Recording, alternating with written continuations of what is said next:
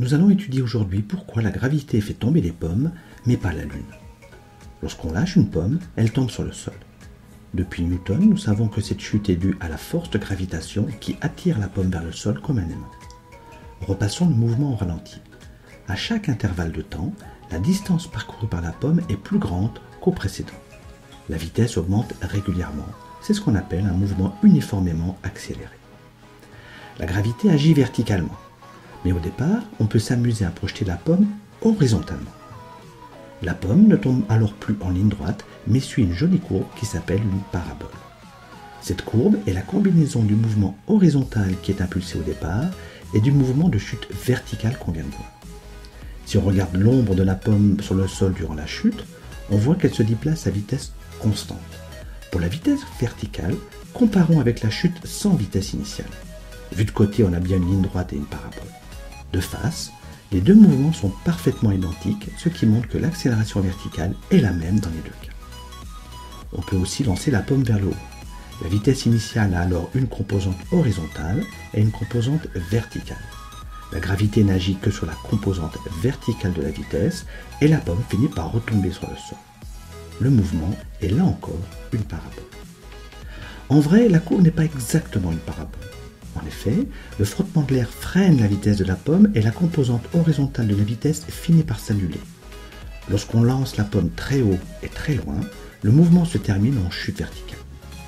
Dans la suite de la vidéo, nous allons ignorer cet effet parasite et considérer qu'il n'y a pas d'atmosphère pour ralentir les pommes que nous jetons en l'air.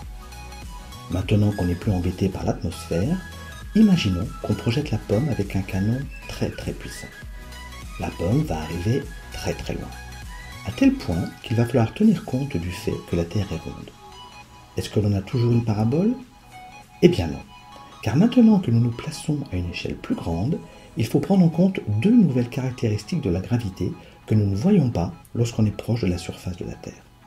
La première caractéristique est que la gravité n'attire pas la pomme dans une direction constante, mais vers le centre de la Terre. Sur les grandes distances, la direction de la force d'attraction va donc tourner progressivement tout au long de la trajectoire. La seconde caractéristique à prendre en compte est que l'intensité de la force de gravité diminue avec l'altitude. Plus la pomme s'éloigne de la Terre, moins la gravité se fait sentir. En tenant compte de ces deux caractéristiques, la trajectoire de la pomme n'est plus une parabole, mais une ellipse.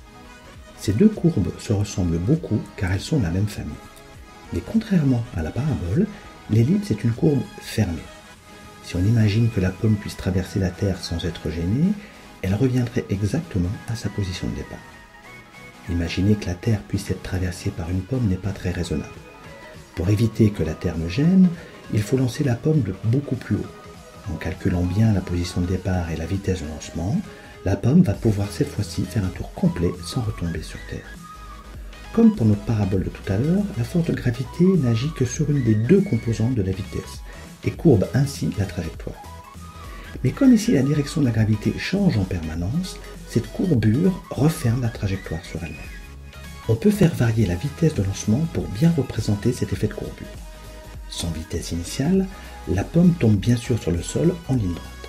Avec une petite vitesse initiale, la trajectoire elliptique passe par la Terre et la pomme s'écrase.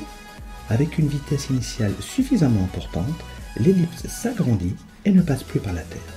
La pomme est en orbite autour de notre planète. En choisissant bien les conditions initiales, l'ellipse peut parfaitement être circulaire. Si j'augmente encore la vitesse, l'ellipse s'allonge de plus en plus. Arrivée à une certaine vitesse, la force de gravité ne pourra pas ramener la pomme vers la Terre. La pomme s'échappe de la gravité terrestre. C'est comme si l'ellipse avait éclaté. La pomme met un certain temps pour faire un tour complet. Plus sa trajectoire est grande, plus ce temps est important. La Lune met un peu plus de 28 jours pour parcourir sa trajectoire elliptique. Vue de la Terre, elle nous semble immobile dans le ciel. Pourquoi elle ne tombe pas? En fait, elle chute en permanence, mais sa trajectoire ne croise pas la Terre, et heureusement.